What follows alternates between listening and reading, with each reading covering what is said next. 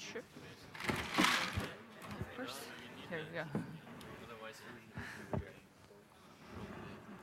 Okay, I think we're on air. So, hello everybody. Welcome to the Tavola Aperta. This is one of the 3 special projects that Christine Massel wanted for this year's 57th International Art Exhibition called Viva Arte Viva, which is all about the artists, not only about their work, but also about their practice. So this is a way of having a very informal and convivial conversation with them about how they work and their artwork, of course. It is an open table, so it does not want to be a conversation between me and the artists. Please participate and don't feel shy because we have microphones. And it is a lunch, of course, so also don't feel shy to eat. Our guests today are 2 artists. The first one is Dawn Kasper. She is exhibiting at the Giardini in the Central Pavilion in the Sala Chini. And the second one is Beutler, who is exhibiting here at the Arsenale in the Giardino delle Vergini. So I want to welcome you all, both of you. Thank you for coming. I hope we'll have a wonderful conversation.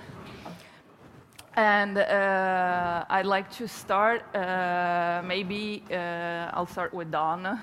Yeah. If you don't mind. No, please. Now, Dawn is exhibiting, as I said, in the Central Pavilion with a sort of work called The Sun, the Moon, and the Stars.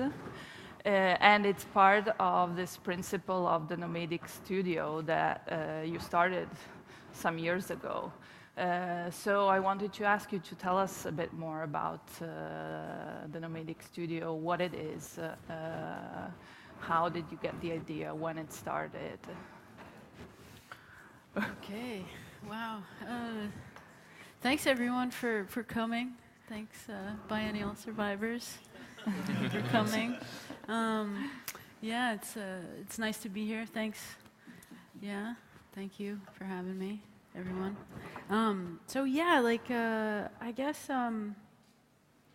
I'll start with the beginning.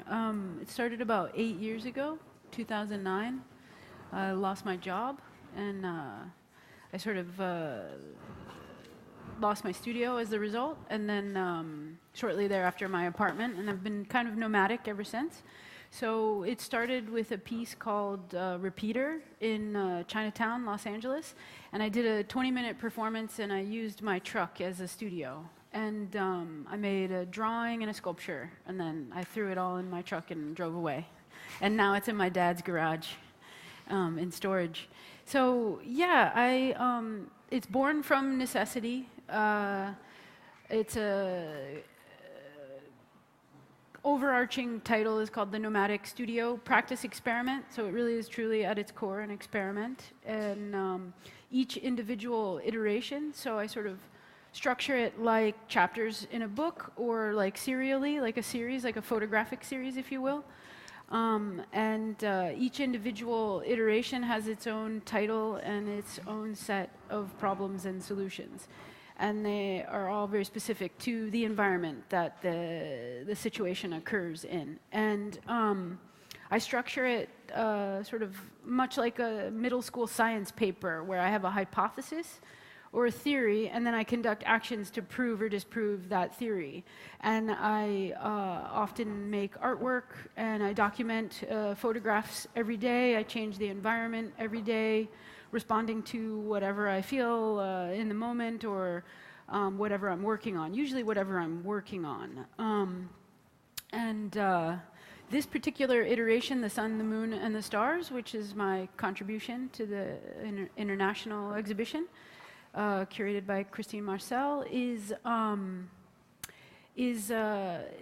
based on a philosophical theory called Musica Universalis, and it's a sort of, I guess, an age-old theory. I can't remember. It's basically coming back from the beginning of time, and it's sort of suggested that the space in between the sun, the moon, and the planets is sort of mathematically speaking, at its core, music. So my theory for this work over the last 6 months is to prove that everything is music.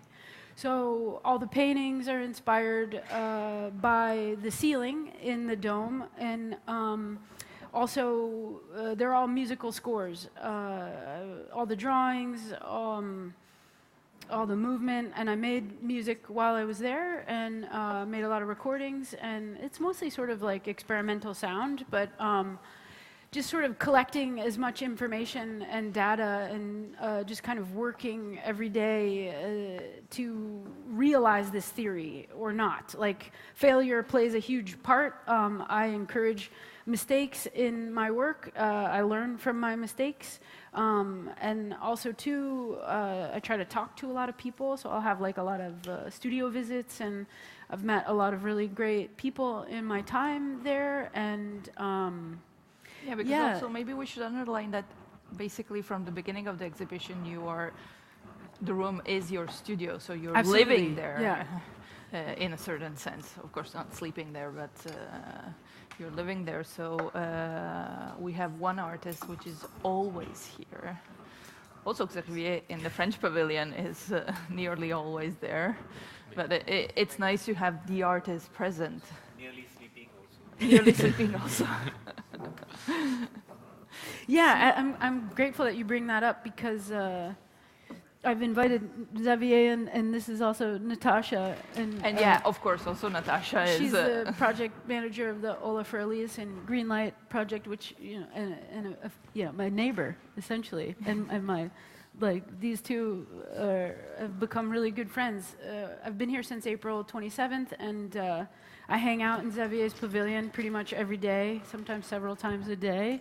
And it's just been an incredible experience being here and getting to know everybody. And so I do go every day and so how is work it in the working space and inside an exhibition?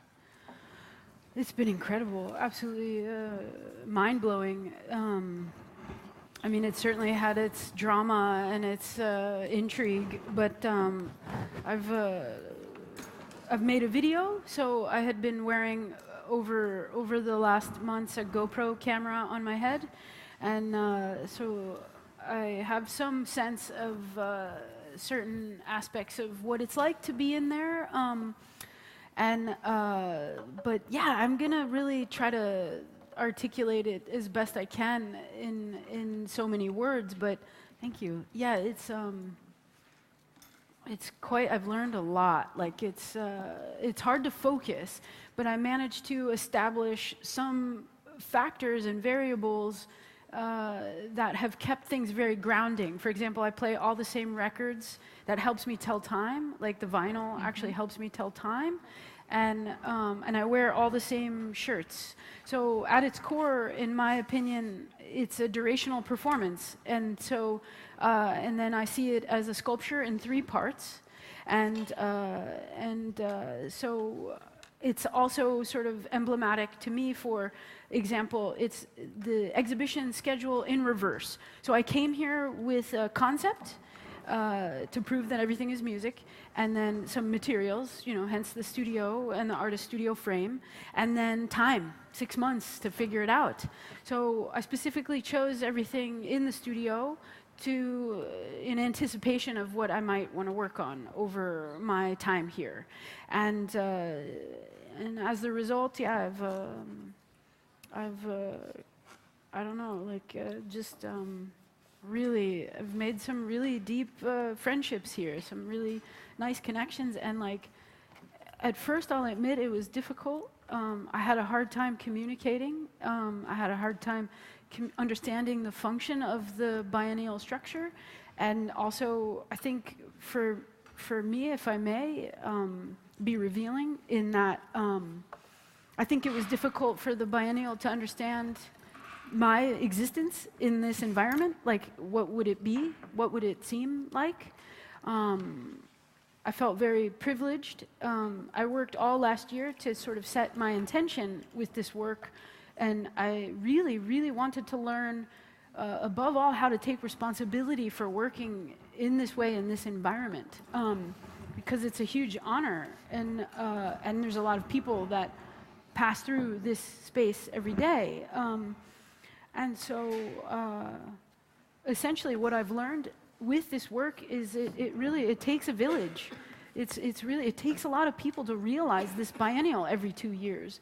A lot of people, work really hard to make this happen, to make it possible for us to have this amazing experience and to get to come here, to get to see artists from all over the world, like, share their blood, sweat, and tears, their hearts are on their sleeve, and Christine really, like, sort of made it happen. I know that sounds so obvious, but it sounds so easy, but I think it's these easy moments that are the most complex and give back the most. I don't know, what do you, we just walked by your installation, and like it's amazing.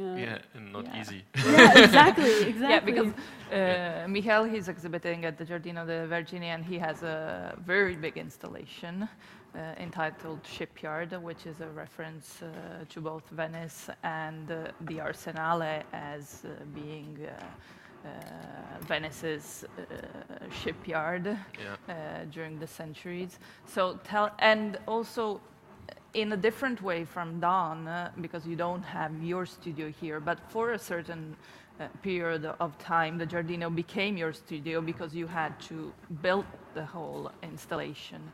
So tell us something about it.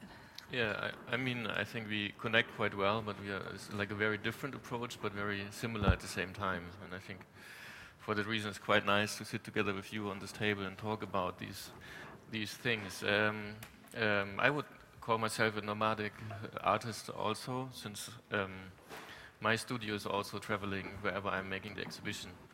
And but I think it's not so much like in the presence, and it's really not a performance as I finish the work before the show opens. So I think my Arsenale card, my Biennale card, carries in number 7, and all the people at the gates don't believe me that I'm number 7 actually. It basically just means that I arrived here as one of the first artists, and together with my team they have number 5, number 8, number 9, and so on.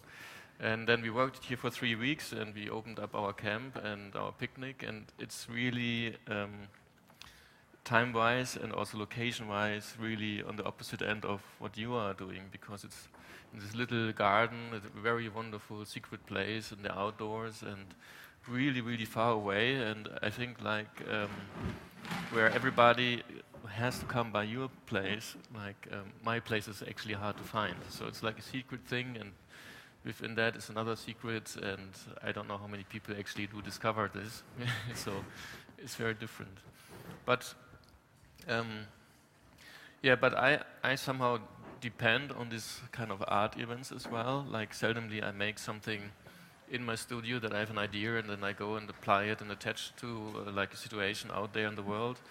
But all what I do is based on this invitation. And when I got to this place first time in October last year, so like pretty much about a year ago, and I got offered this wonderful little garden, then I had to do something, and it's basically following an idea, which is also an experiment, because it's like you get a vision in the head, and then you try to figure out how you make it happen, and try to be honest to what you're actually interested in and how to adapt that to the situation somehow.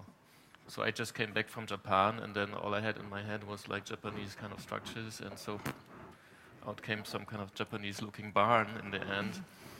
And of course it's a pavilion, because Biennale is a bit about having pavilions or activating pavilions.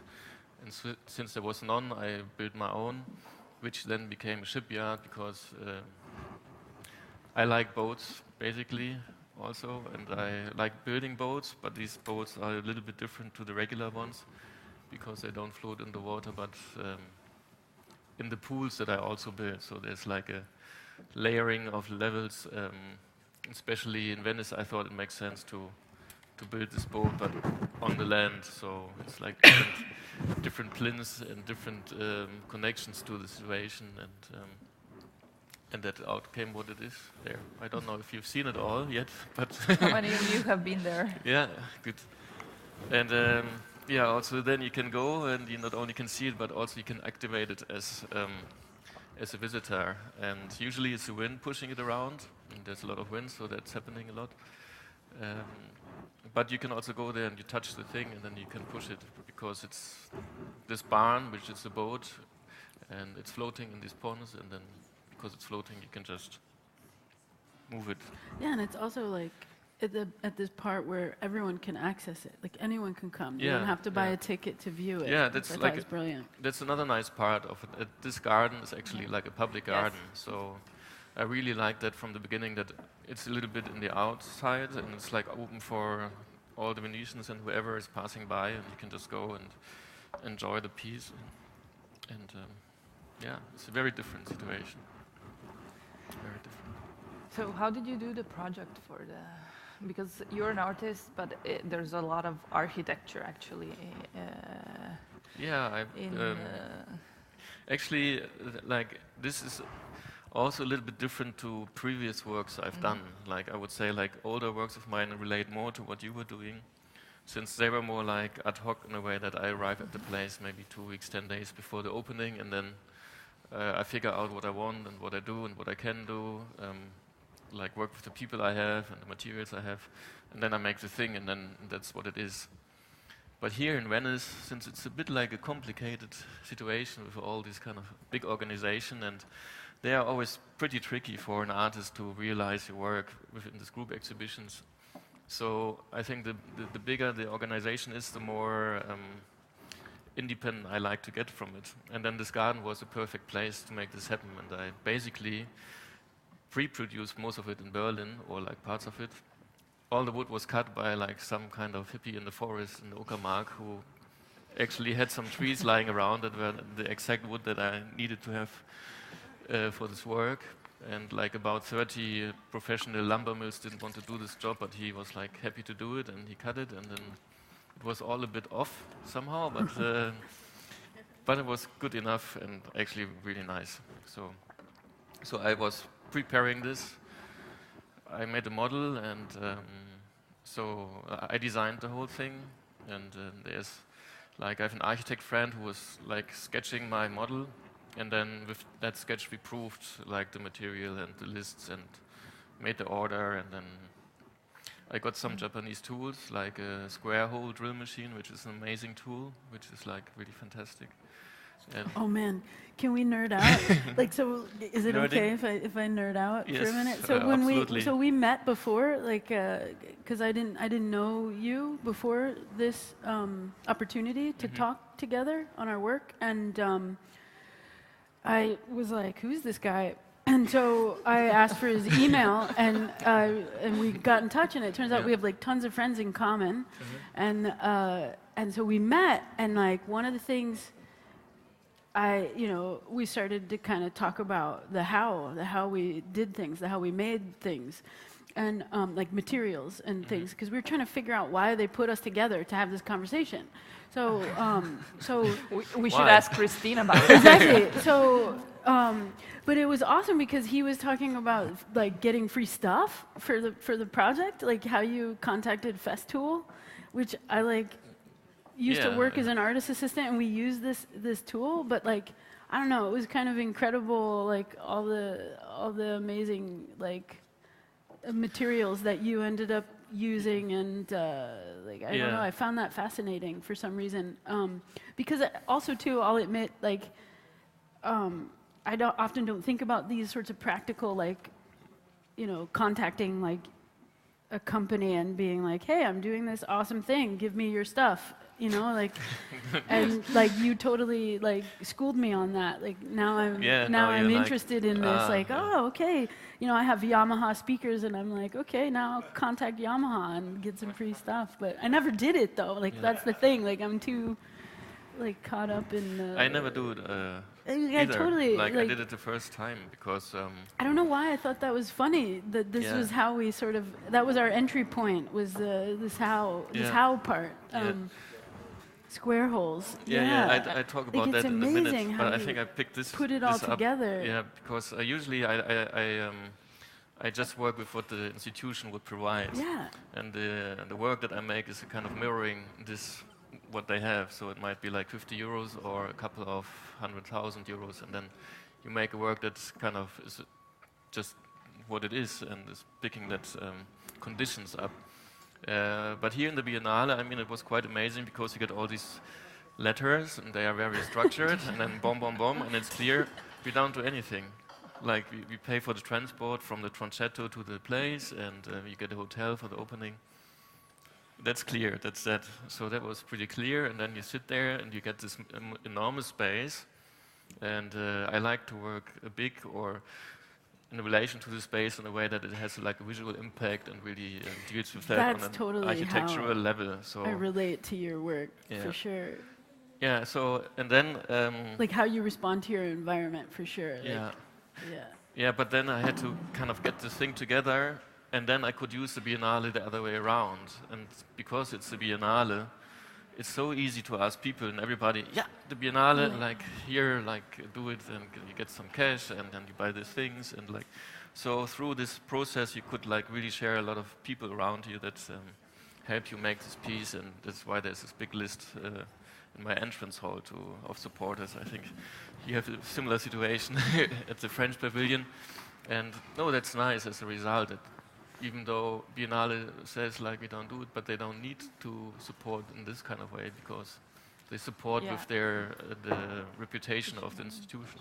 Yeah, for me that was really exceptional. Like a fascinating part to see how other people like Xavier and yourself, how you made it work. And like for me, like, you know, coming from the United States, you know, I have my certain way of dealing with things, and I certainly rest a lot on my previous projects and previous experiences, and things carry over. So it's incredible to see how the connectivity of the process and how, you know, you guys expose the process of what you're doing. It's like same but different, you know, and like the language is for me, from what I understand with this sort of way of working, is the language is still being articulated, it's almost still being created, but there's something to be said for this use of material and equipment and community, like how to unite. Like I know you become really close with your workers. I know you become really close with your staff. It's like it becomes a family. It becomes like a community. Like everyone has a voice equally, you know. And I know Olafur has this ability too. You know,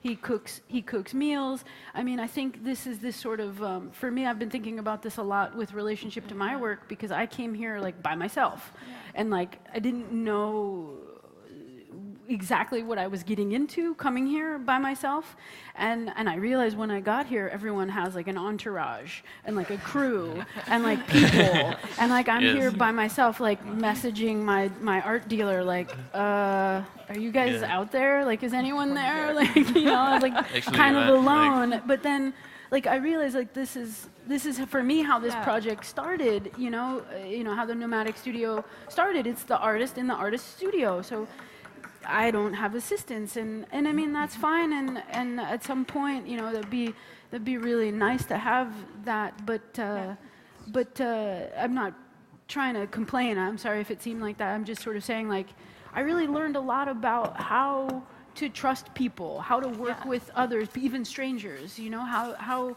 to sort of learn from, you know, my coworkers, or, you know, my collaborators, or whatever. I don't know, like coexist in this environment. Like it's kind of magical, actually. Like what this does. I think this kind of magic happens because you are on your own. Yeah. And I don't see your space like a space that could be run by somebody else. So it's very important that it's you, and that's what touched me in the way you work, is because it's kind of a polarity between the mass of the public and the audience. Like it's like a river passing by, and you on your own as a person. So it makes sense to me that you are on your own, and I don't see. I don't think you could have done the same piece with a team. So I like the kind of domestic feeling that your piece is giving, and this domesticity is very important also for the viewer, because they don't know exactly what they're looking at. But actually, it's funny because your piece is almost like a chameleon, like it's disappearing because it's only like blankets and maybe a few paintings, but it's not really shown as something, as a demonstration. It's more there as a personal environment, and so I think it's makes sense that you're on your own, and that's what touched me in what you're doing. So Yeah, I think so too. We talked about it yesterday.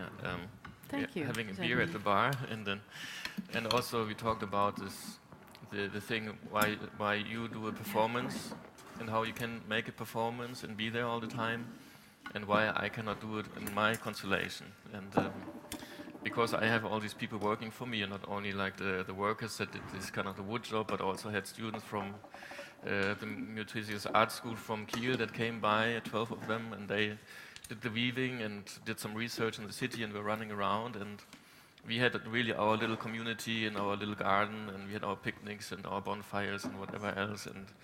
But they also checked you out. They said like, nice this one. is like they had the first performance in New Space on the opening day. And said, yeah, she's cool. You will have to talk with her. So and then I came by and I was quite impressed that you can sustain this situation for so long, you know. And Yeah, there's a lot to be said for obsession. yeah. Yeah. No, thank you for saying that, you guys. That's the thing that I evolved from this place of recognizing this. I feel like I utilized this lonely feeling, which I feel like I recognized a lot about myself in this time, and the studio, the Cini space, the Sala Cini space, sort of was emblematic to like my heart. Like it felt like everyone was sort of walking through my heart. It was very sad. Like it was very nostalgic at certain points, and very lonely. But then, it in turn then, I don't want to say forced. That feels like a very strong word, but it compelled me to reach out and make friends and to connect with people. I invited a few friends that I met, like Francesca. I'm calling you out, girl. Yeah, so she's been so kind to me from the very beginning of this process, and she also works in the Central Pavilion, and she's an amazing photographer, and yeah, like I've met so many amazing people here, and I think, yeah, there is something to be said for having these adventures and growing and learning, you know, and I faced a huge fear. I mean, not that this was like a big like nightmare or something that I was, you know, daunting by any means. I just mean that I feel like I overcame some sort of initial like headspace, you know, and I couldn't do this work alone, but I mean, I understand how the performance itself is a very sort of vulnerable, like it really is like something that I'm doing, you know, to myself, but also as a way to offer myself to this environment, you know, and making these friendships, like learning how to ask for help, stepping outside of my comfort zone, you know, like has really helped me in the work. I don't know, have you had this experience? I was wondering about it, like if then this experience that you have, how they get into your work somehow. Like, I mean, you do quite abstract work there, and it's kind of when you see it, like you're like like a busy bee, being very active and very concentrated and very not concentrated at the same time, a little bit nervous at times, and like really like doing this stuff. And then yesterday you showed me like a piece that you actually made in relation to Xavier, which also is on the table like now, and like I find that quite interesting that it does have some influence, even though you don't see this as like, oh, it all connects to everything and everybody that's... Oh man, like everyone that walks through that space, every single person that has been through that space in the last 6-7 months is very much a part of the work, without a doubt, in my mind. Every little piece of every person, you know, is walked through my heart. Like it resonates with me. I'm surprised I'm not crying. Wow, yes. Because it's like really, it's been really special. What I find interesting is you were talking about how you felt a bit lonely at the beginning, not knowing anybody.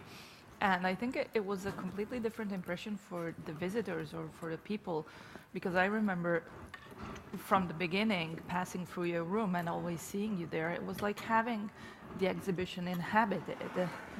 It was sort of having it live, and then you were all quite often playing music, and it was like, okay, it's so nice. It feels comfortable. So it's quite interesting to see how there's a completely different way of perceiving the same things from one side and from the other. So I wanted to ask you, how was your relationship with the visitors? Amazing. Thank you for your question. Yeah. With the public. Wow, there's certainly a cast of characters out there. It's incredible. Like there's so many different people all over the world that like come to see this amazing thing. And I mean, so many stories of just like really like, so I play records, right? And one story comes to mind. I was playing, I don't know why I feel like sharing this one, but it really resonated with me. So I was playing Neil Young's Harvest Moon. And yeah, brilliant album, right, man? Yeah, feel it. And Alabama was on, right? Yeah, putting you there, right? So Alabama's on, and I'm like, I don't know, freaking out over something. I'm doing something. I'm drawing, maybe. I can't even exactly remember what, but I'm in my zone. And a guy comes up to me, and he has this just like kind of perplexed look on his face. And I was like, okay, what's this guy got? And then he goes to me, you know, I came around the corner and I heard this, and I haven't heard this album or this song for years. And I woke up with this song in my head this morning. And I even told my wife, and she's here, she's gone somewhere else in the exhibition. I don't know where she is. But I came around the corner and this song's playing on your record player. And I was just like, nice one. All right. Like, he gave me that beautiful gift of connection. Like, I never met this guy before. I have no idea his name. Sorry, guy. Like, props to you for this exchange. But, like, so there's these, like, fleeting moments that, like, I feel like if I'm not paying attention or I'm closed or I'm distracted, that I'll miss it. Like, there's another guy, this one guy. Man, it's all these music. Okay, so there's this other guy that came through really quick. I'll tell this other story. One guy, he kept coming back. And he kept requesting the same song. Leonard Cohen, what's the Raincoat song? What is it? Blue Raincoat, yes. He kept having me play the same song over and over. You remember this? Yeah. He kept coming through, and he would just sit there and like listen to the whole song. He said he'd come up very, very humbly, like very sort of shy. Can you play it again, please? Like we kept having this dance until at one point I was like, nah, man, I'm really like after like the fifth time, I was like, I'm sorry, you're cool and everything, but I gotta play something else because like I said, I use the records to tell time. So it not that it threw me off. It's just like, whoa, like it gets surreal. Like one time at the Whitney, I did this piece at the Whitney for 3 months, and I played Sgt. Pepper, the Beatles, Sgt. Pepper, like 3 times in a row one day, and all the way through 3 times. It made things really weird. But speaking of that album, another story with a guy. Okay, so I'm playing the Sgt. Pepper album, and I notice a guy who's kind of tall, a little older gentleman. He's just staring at the record. And people do that, you know, people would just space out at the record. I guess maybe they're trying to catch what it is, but it's going around, so you can't really see. And so he's just staring. And then finally he comes up to me and he's like, you know, when I was a kid, I remember, I haven't heard this album in a long time, and I remember my friends and I, we really wanted to buy this album, but it was always sold out at the record store. And we waited and we waited in line for this record. And he's like, and it's just a shock to see it. You have it here. And I have a note, because actually it was a gift. Someone wrote like a little note and taped it to the album. It was a gift from someone at the Whitney. Actually, in that piece, people gave me records and they would mail me things. And I actually received, a good friend of mine mailed me a book to the Central Pavilion, which was nice. it's nice to get mail. But anyway, that's yeah, that's some exchanges I've had with the pub. I mean, oh my God. Okay, one more. Do we have time for one more story? So I'm American, right? I'm from the United States. Forgive me, but like, I really don't know what the deal is with not having peanut butter here. So I really like peanut butter. But you find it. I'm such a geek. Like, my favorite snack is super comforting. It's celery and peanut butter. It's very simple. And so I met this American couple that's been living the last 40 years in Vicenza, and we were totally freaking out. It was like instant friends. You know how some people you meet and it's like you've known them for years. Yeah. They were incredible. And so they were like, so what do you miss the most from America? And I was like, well, peanut butter. And like, they have some peanut butter at like the co-op on Via Garibaldi, but there's palm oil in it, and I don't really support palm oil. So, I mean, I was like, yeah. And they were like, we totally get it. Next time we see you, we're going to bring some. And they were so sweet. They brought me like a huge jar of like peanut butter, and then they even cut up like little celery sticks for me and like put them in a Ziploc bag. And it was like my dinner for like 2 nights. I mean, I ate other stuff, but I was like, I took a picture of it for them too. I was just like, super nice. Oh my God, I have to send it. Actually, I forgot to send it. But it was really nice. Like, people, I know you got a lot of gifts from people, like books and stuff. Yeah. Have you had some interactions with the public here? I know, the public, it sounds so... No, I have this whole big work in between me and the public in a way, but not like that, absolutely, not in this kind of way. But I had some interactions also through the work, because and through the actual wood that is being used, because it's like a Douglas fir. It comes from North America, and I was there on the opening day. I mean, I wasn't here present all the time, so I don't have so much chances to meet people.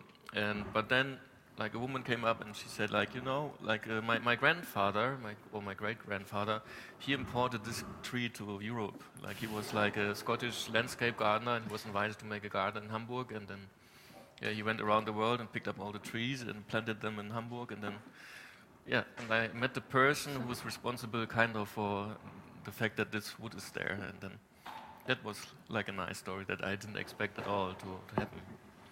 So it's beautiful. That was nice, yeah. But not through music, but through material in a different way. Yeah. So, are there any questions? Does somebody have? Yes, please. Just if you can kindly use a microphone.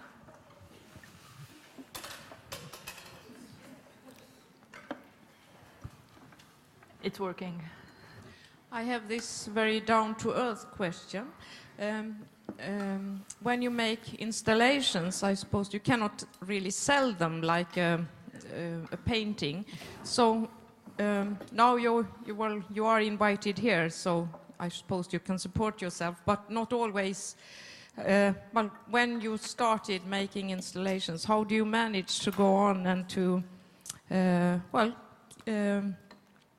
to make a living?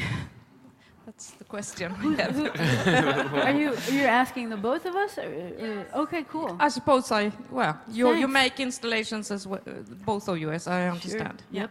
Oh yeah. Yeah. Yeah, because I remember we were talking about this last night, and you don't see it as a performance. Yeah, I don't see but it. But it's an installation, right? It's more like an installation, yeah. It's a structure, or it's some kind of architecture. Installation is big, but you can put it down, put it together. It all fits in one truck, actually, and then you can move it somewhere else, and you can set it up again. And some people sometimes do buy these things, or they borrow them, and then maybe you get a fee for reinstalling the work or something. So I think it's also due to the fact that they are like not really site-specific, even though you might believe, they're really made for this place. And it's true to the sense that they are like originated in that place, but they can also travel somewhere else and have a different relationship to the circumstances you find there. So this shipyard could be somewhere else in a similar kind of weather to Venice, because that's a little bit important for this kind of thing. Yeah, you can actually live a little bit of it. Like But you So how also- do you make a living? Oh, sorry. Yeah, we'll go. Were we asking the same question? Yeah. What was it? How do you make a Make a living? living. That's what she sort of asked, Yeah. essentially, I think. Like, Yeah, you. not to put you on the spot there. No, you but, extract little bits and bobs from it, and then I mean, it's still. Do you also teach? I do teach also a little bit, and then you participate in conferences. I also make small works, so if anybody's interested. But you,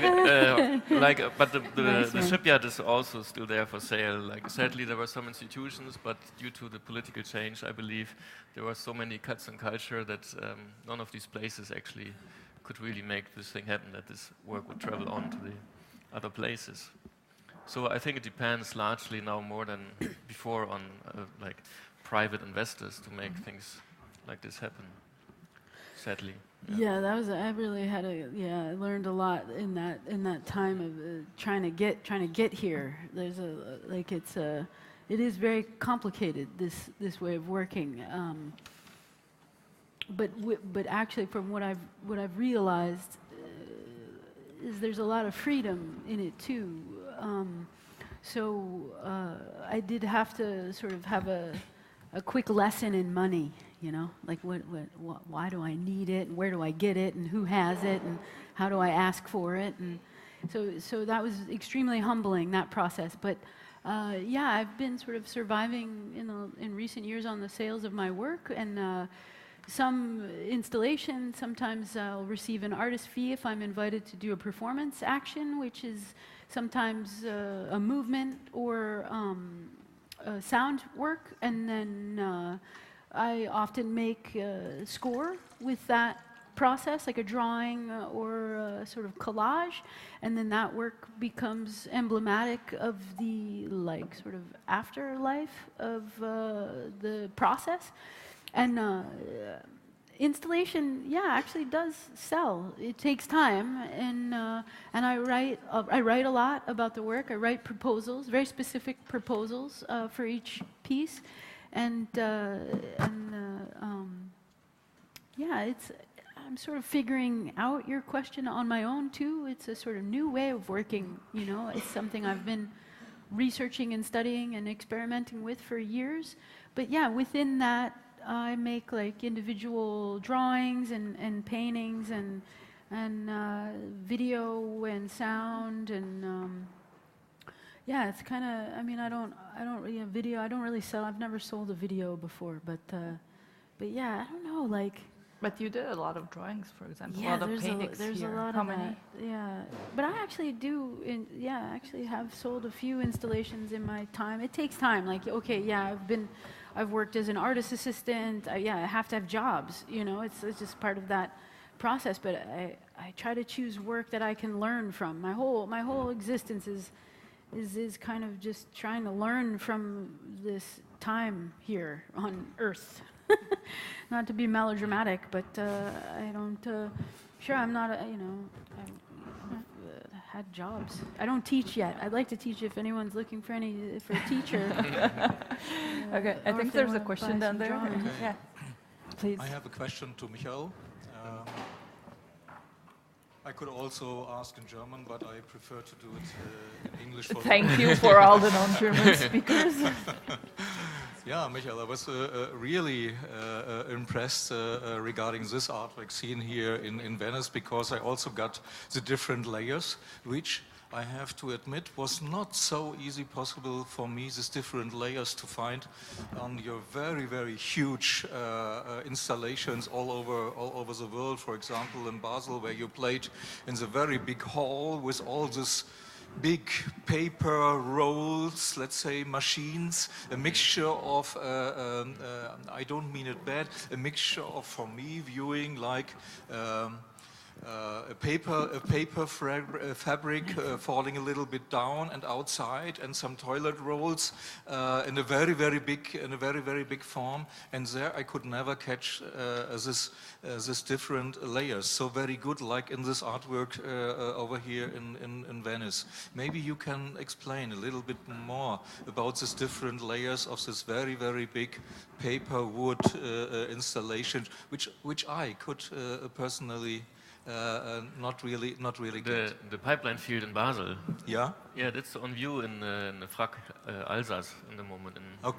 Celestat. In, so in if Alsace. anybody's interested, please go there and have a look. And this is one of the installation that actually got bought a few years later, and then it traveled already to two different places.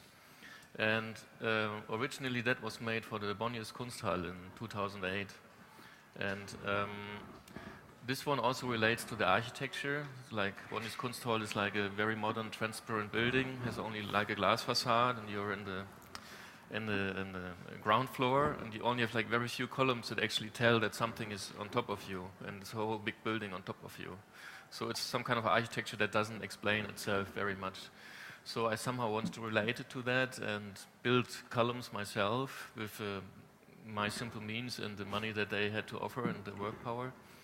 And in the months I was there, I developed this tool that is actually kind of folding origami, bending a wire, and without like making holes or using glue, it makes these pipes. So actually it's a pretty, not a toilet roll, it's a very different thing. And when you look closely, it's quite elegant as well, like how it's made, because it's really, you can tear it apart afterwards and recycle it in separate ways. The paper is Tetra Pak because it's from Sweden also, and you find it there in every place. And then there are like these three tools. So there's two tools that make the pipe in the same direction, and there's one tool that makes it the other way around. And there are three tools, not that only there are like more people, like 6 people able to work on it, but also that they can have a competition and a dialogue through their making. So it's like a focus on the craft on that work, and of people getting trained, and then they come, and for a few days they kind of use these tools, and they figure out how to make their own kind of pipes. And actually when you know about it, you see the difference between all the pipes, and you can tell this was made by them and this one was made by them. And because it's a working in the group, they create more quality and not just quantity. So, and then all this gets displayed, and I mean the Basel installation was produced in 3 days.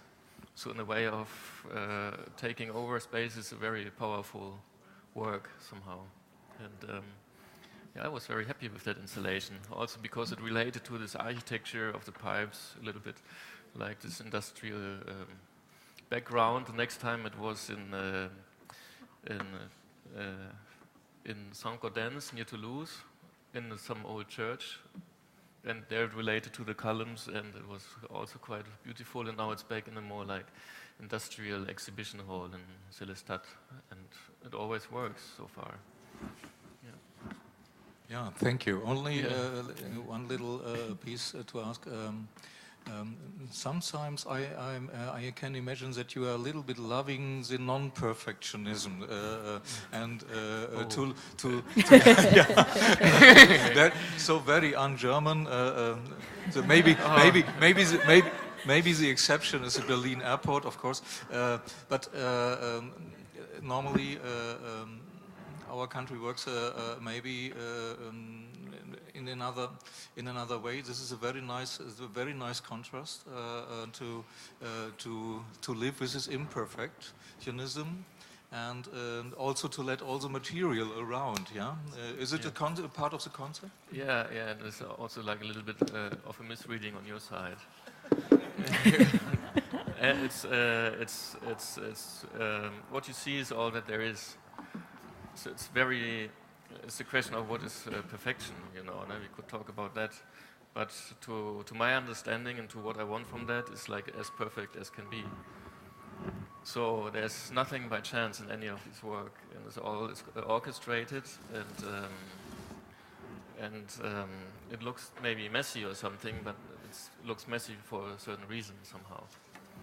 And like all these production places, and that's why I like them so much, is because they kind of echo this activity that is happening in order to make these things happen. If I would subtract the tools or like all the gravel and the dust and the dirt, you have like these things on the plinths, and you look at them as being artwork or something.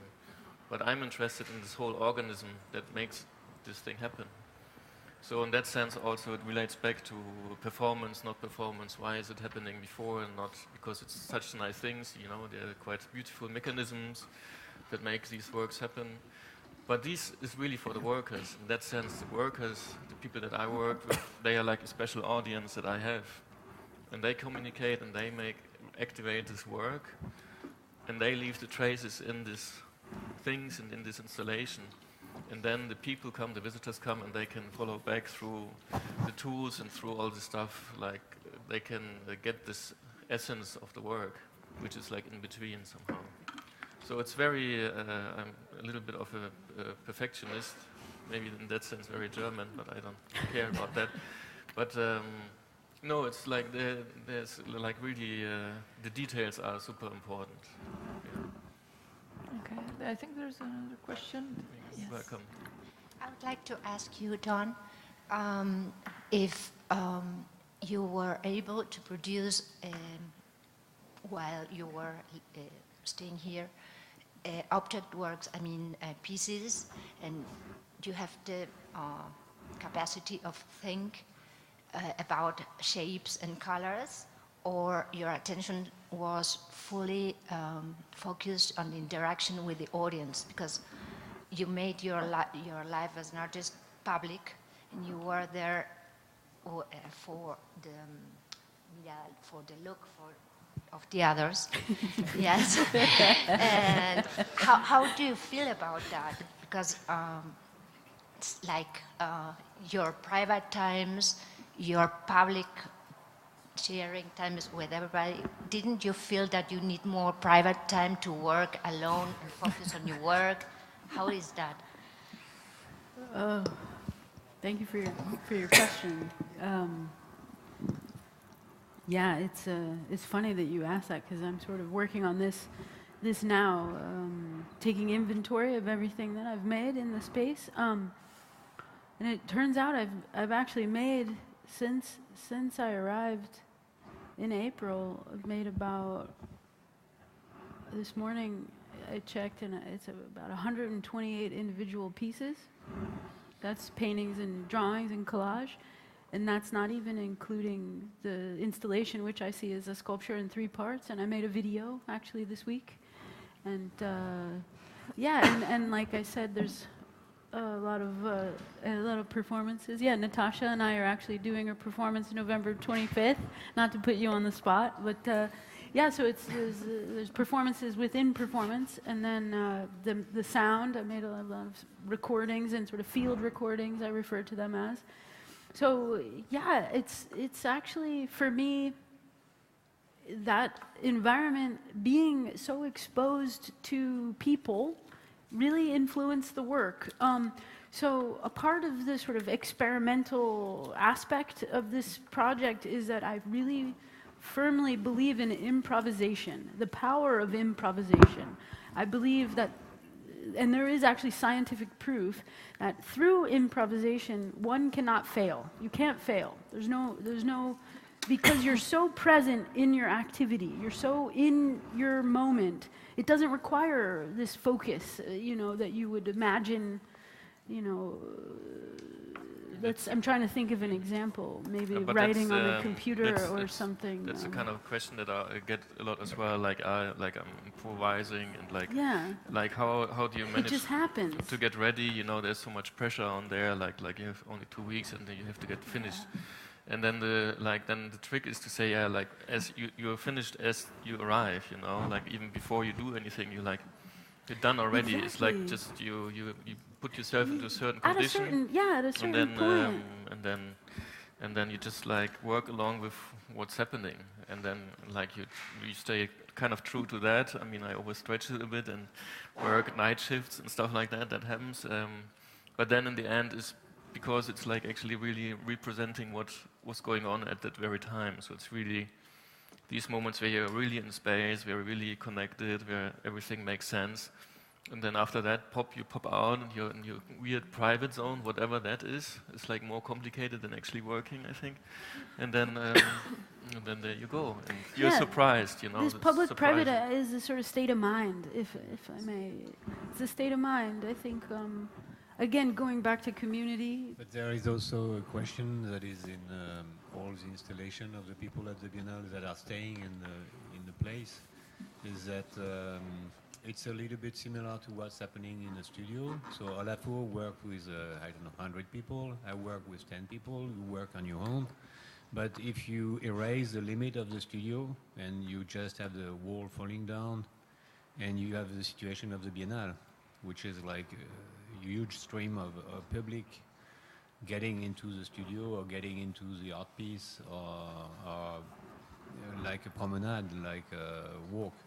And so it's a metaphor to me to what's happening in reality, just separated with walls or some maybe economical limits that you don't have access to a work of art in this situation, but it's not so far from the reality, actually. It's just that you skip one level, which is the privacy of, but the privacy is very different from one person to another and from one studio to another, because the aim is also to publish your work and to confront it with the audience. So it's happening while you're doing it. It's a different risk, and I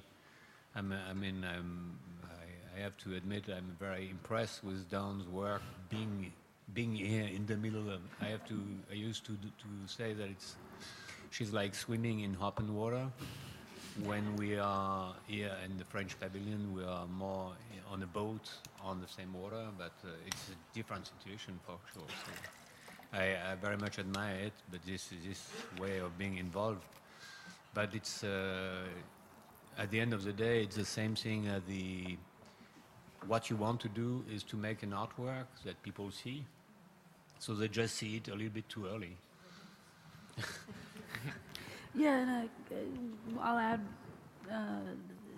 at a certain point it feels like the line becomes blurry if I'm the work or the work is me. Like I become a sort of automaton. You know, I'm bouncing around. I'm just a facilitator, you know. I'm bouncing around within the objects, within the people, like a pinball or something. Like if I let go, you know, I don't have to. I really, you know, I'm a generally anxious person. Jorn can speak to this. But yeah, I get really nervous about certain things and been out of shape and worked up, and if I let go, if I let, you know, so much happens just to make the work possible. Like so much goes into just being able to sit down at a table and make a drawing, you know, like so when when I reach that, I'm super grateful. So if anyone wants to see it, then, you know, by all means. So it's not a question of you know, this public-private for me. I mean, I am aware to a degree. There are certain things I've had to adapt to the environment in order to achieve certain things and finish certain things, but that's why it's a practice. That's why there's an emphasis on it takes practice, a little bit each day, you know, and once, you know, it took me a little while. I started with music. I really, you know, playing music, and it helped me to kind of understand where I was working, why I was there in a way, and then within that, I sort of fell into it. Do you know what I mean? Like it just kind of. Next thing I know, it's November, and I'm like, oh my gosh, it's going to finish, and I have to finish the work, you know, like so that becomes the sort of equation or the score. Not so much aware of, oh, somebody's watching me or taking pictures or something like this. It's I find it funny that people want to see me, you know, taking out a box and going through it, because I spent I'm not kidding you guys, like 3 hours trying to find a cable. Like I'm like, it's in here somewhere. Like I know this cable exists, and I know it's not very interesting, but like why anyone would want to watch that is kind of funny. But for me, I'm like obsessed with trying to find the cable. So anyway, thanks for your question. Yeah. How did you come to the idea to do this? How did it occur to you? Oh, like I said earlier, it's born from necessity. I couldn't afford my own studio, and I went to school and I studied in studio art, so I have a studio practice. And so someone like me, an artist without a studio, it like hurts. It's like having a missing limb. I don't know who I am sometimes. So I had to make the studio like a turtle. I am the studio. I have it in my pockets. It's in my heart. It's my body. It's all around me. Yeah. Yeah, there's a question. Yeah, actually, I do. I'm really self-conscious, so after everyone goes away, I play the drums. Not all the time, but yeah. Natasha mentioned the other day I've been working on the same beat for like the past 6 months. Yeah, there's a question down there. I just arrived, so I didn't get a chance yet to see your exhibit. So I have 3 short questions. One is, what is the performance you're going to do on November 26th? Because I won't be here, so I'm curious what the performance in the performance is. Also, you said you started with a hypothesis that everything is music, so I'm curious how you perceived or what came of that. Like, do you feel, like I was interested in the peanut butter story somehow, how is that music? Did that prove that everything is music? And then the third is the documentation. You talked about the GoPro. I'm curious if you're going to write a book about this, or like once you come to a conclusion of your hypothesis, how obligated do you feel to share that with the world at large? Or is it a personal fulfillment? Like you said, you want to finish the work. Is finishing the work about the hypothesis proving or disproving the hypothesis?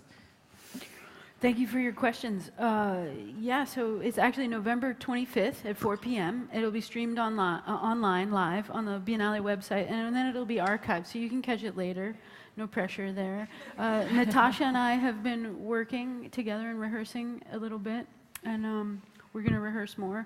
It's gonna, I don't know, yeah, she's a incredible performer with a lot of energy, and I think our coming together in this time and in this environment will sort of speak for itself, but it includes, I'll just kind of a little bit, it includes poetry and percussion and movement, and it's quite formulaic, if I may, and very inspirational for me, but it's kind of, at this point, it's like talking about time or error. Like, you know what it is, but how do you describe it? It's still happening, and it's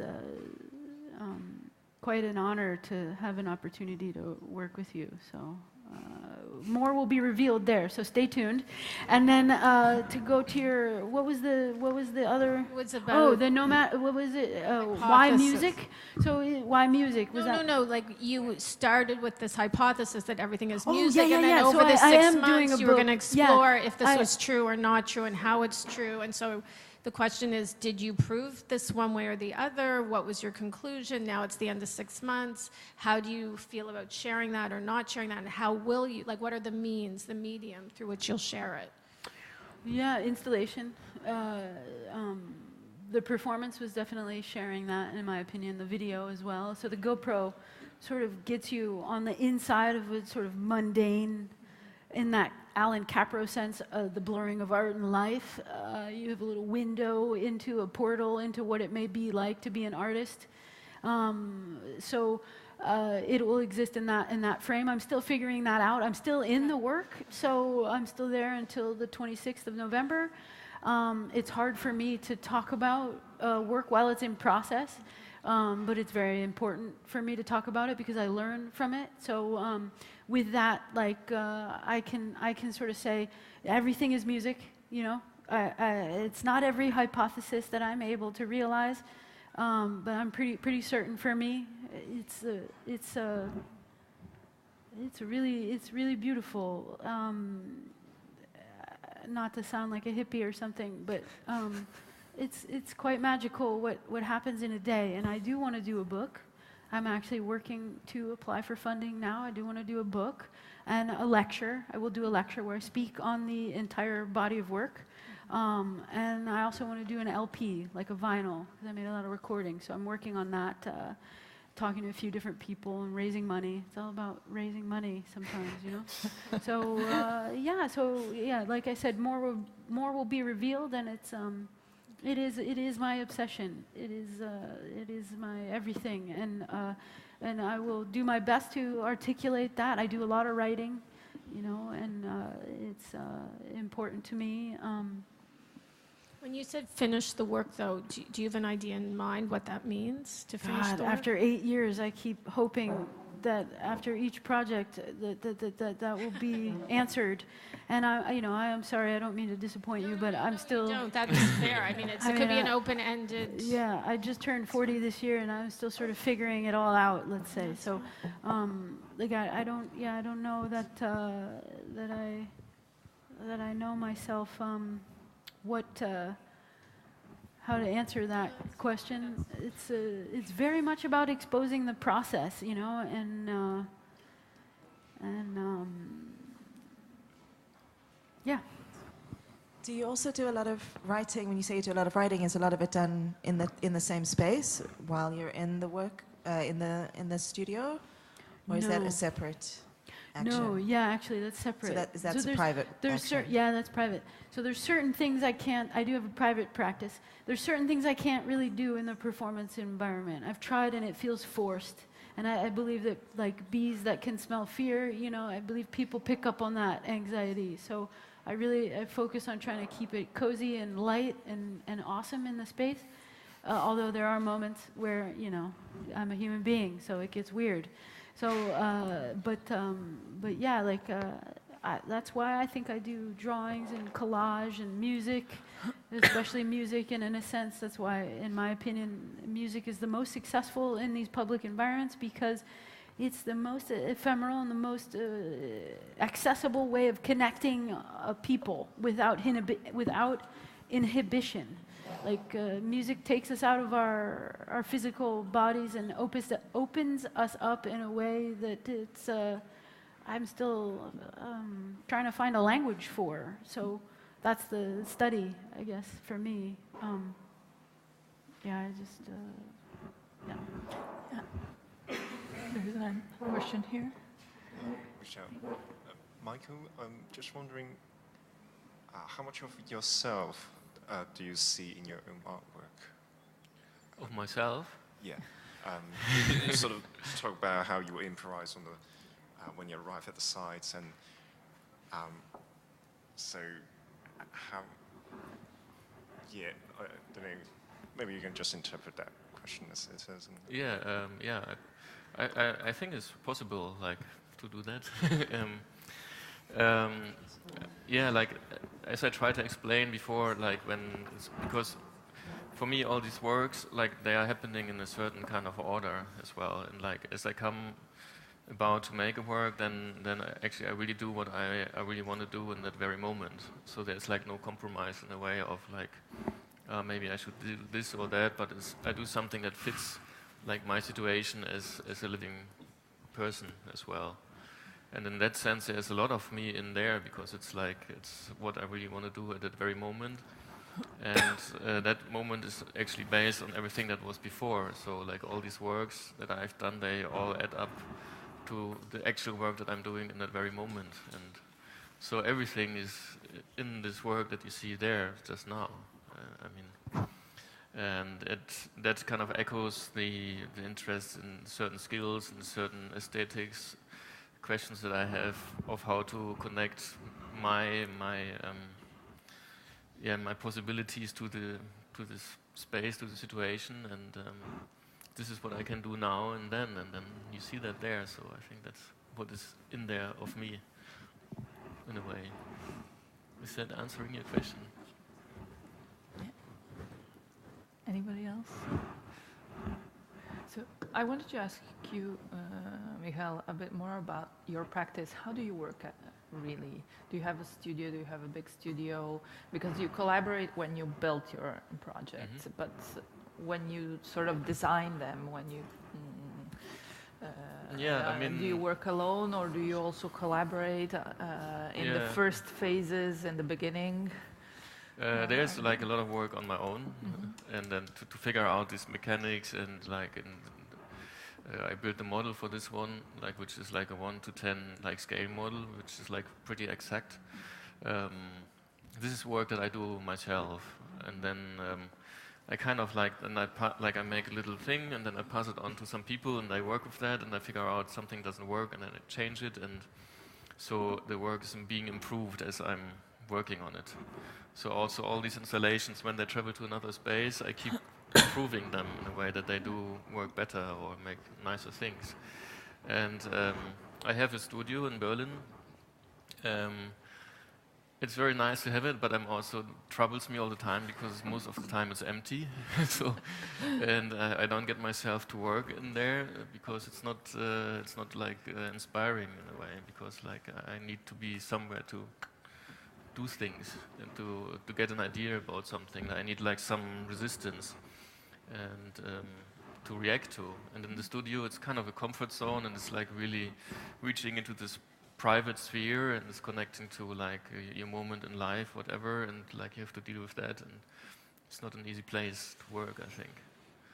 And do you always collaborate with the same people when you build? No, or do you have different teams, or do you change teams often? I have some people that I work with again and again, also in the studio when we pre-produce something, and I have some carpenters that I'm working with, and I not only work with like non-professionals, but also with professionals, because like I'm always keen to learn wherever I go, and so. But when I go to, like, let's say to Japan or Korea or to Colombia, then I go there and I really don't bring much because I want to make it there, and then I work with whatever is there, and then I also work with the people that are there.